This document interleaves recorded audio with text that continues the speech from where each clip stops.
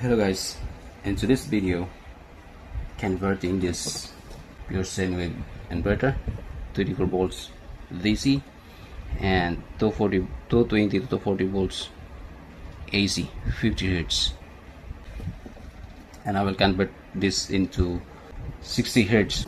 This is 220 volts up to 240 volts 50 Hertz, and I will convert this into 220 volts to 240 volts 60 Hertz. And this is how I converted it. This is the controller of this inverter. Have you seen that solder? I just connected it from that hole to the GP1.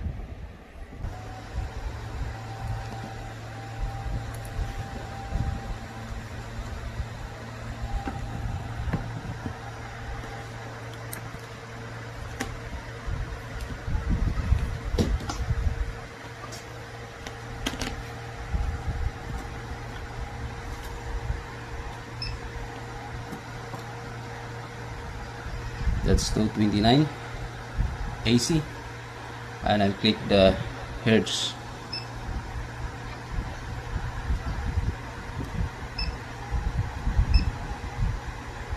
.8 Hertz.